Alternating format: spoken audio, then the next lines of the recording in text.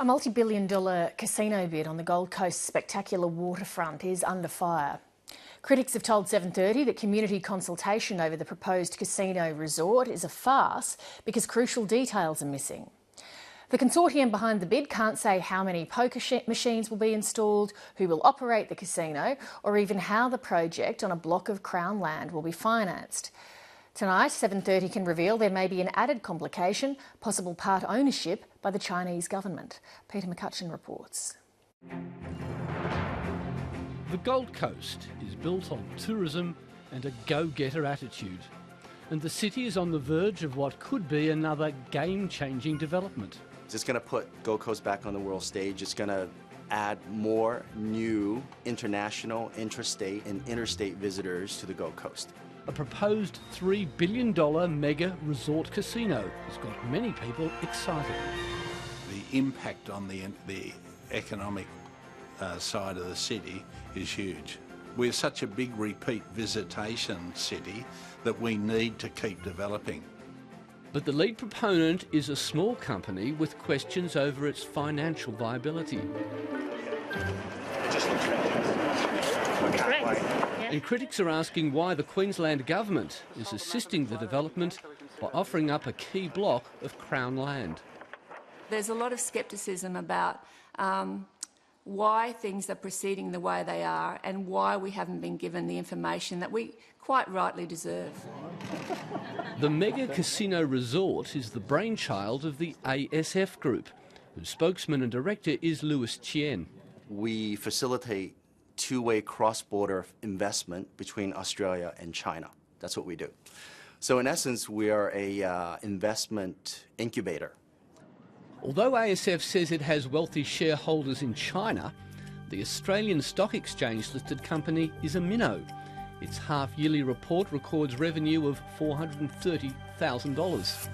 7:30's analysis of the company's financial statements reveals auditors expressing doubts about the company's financial viability on 6 occasions since 2013.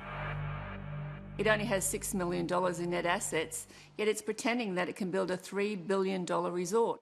ASF says its financial statements don't tell the full story. We don't manage to a big balance sheet because we don't need to. So we call on funding when we need it outside of the company. Where is the equity going to come from for this project?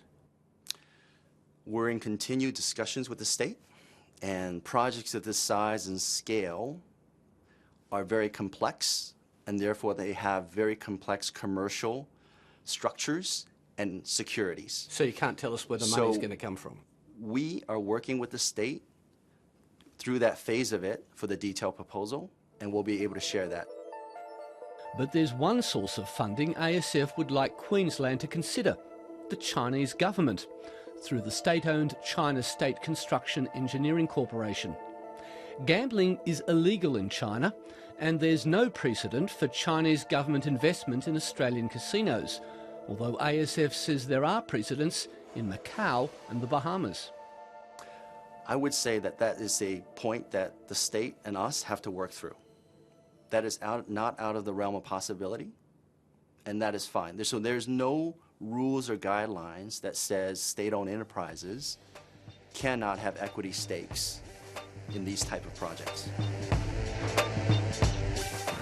ASF appeared on the Gold Coast in recent years as the proponents of a cruise ship terminal, long championed by the city's mayor, Tom Tate. We're going for the mega cruise. I mean, if you're going to build it, the new cruise liner are 300 metres long and plus, and I know Brisbane is limited.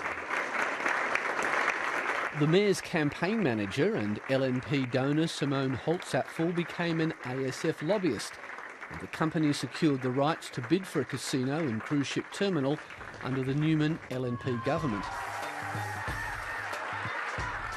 When the Palaszczuk Labor team was unexpectedly swept to office in early 2015, the project looked doomed. But within months, the new State Development Minister, Anthony Lynham, announced it was back on track, with a change of site and minus the cruise ship facility. Look, it's a balance. Everything's a balance. But this is a worthwhile compromise. It's something that our government's proud of. Critics say ASF was given an easy ride. This is a totally new development. What the Newman government was talking about was a different site, a different kind of project.